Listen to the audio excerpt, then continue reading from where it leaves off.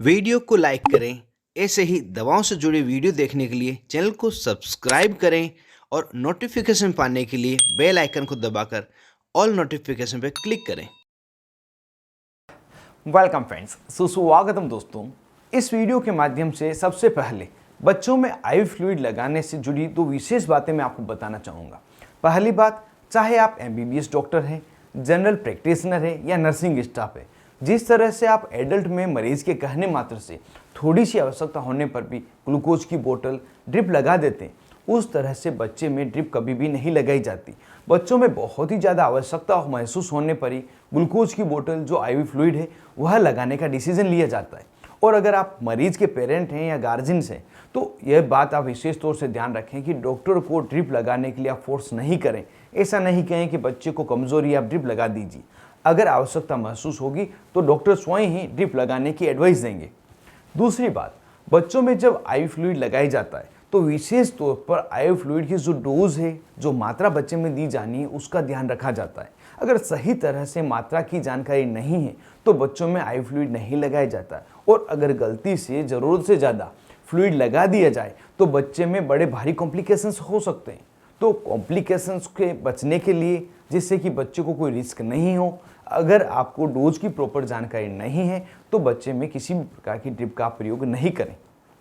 अब बढ़ते हैं वीडियो में आगे की तरफ कि बच्चे में कौन कौन से फ्लूइड सामान्यतः पीडियाट्रिक जो डॉक्टर हैं वे लगाते हैं, किन किन कंडीशन में ये ड्रिप्स लगाई जाती है। तो मरीज चाहे बच्चा हो या वयस्क आदमी हो, उसमें डिहाइड्रेशन होने पर या ट्रॉमा की स्थिति होने पर शरीर में फ्लूइड की कमी हो जाती है और आईवी फ्लूइड डॉक्टर द्वारा एडवाइस किए जाते हैं। लेकिन बच्चों में जहाँ तक पॉसिबल हो ओरल फ्लूइड ही दिए जाते हैं। साथ ही नेसोगैस्ट्रिक रूट द्वारा ही फ्लूइड देने की कोशिश की जाती है, जिसमें ORS पाउडर प्रमुख है।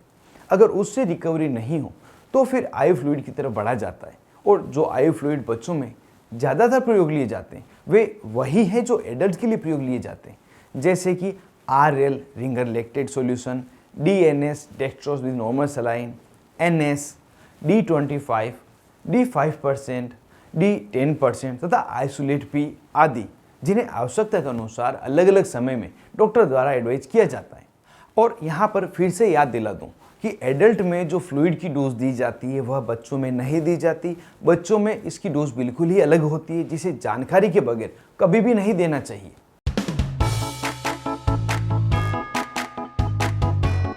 बच्चों में आईवी फ्लूइड क्यों लगाया जाता है, क्या आवश्यकता पड़ती है? तो आईवी फ्लूइड लगाने के 3 मुख्य इंडिकेशन हैं, जिसमें फ्लूइड की रूटीन मेंटेनेंस के लिए फ्लूइड लगाया जाता है, जिसमें बच्चा ओरल रूट द्वारा सही मात्रा में लिक्विड नहीं ले पाता, जिससे कि उसके शरीर में लिक्विड की कमी होने लग जाती है। दूसरा है फ्लूइड रिप्लेसमेंट थेरेपी के लिए। यह वह स्थिति है जब बच्चे को किसी बीमारी के कारण शरीर में पानी की कमी हो जाती है, जिसे ओरल रूट द्वारा पूरा नहीं किया जा सकता है।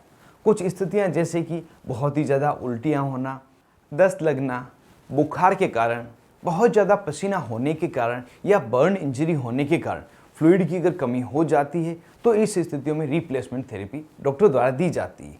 अगली स्थिति है रेसोसिएशन। यह वह स्थिति है जिसमें बच्चा बहुत ही ज़्यादा कमज़ोर हो, शॉक्ड हो गया हो, हीमोडायनेमिक रूप से कमज़ोर हो गया हो, मतलब शरीर में खून गाढ़ा पड़ गया हो, ब्लड सही मात्रा में टिश्यूज तथा शरीर के अन्य अंगों में नहीं पहुँच पा रहे हो।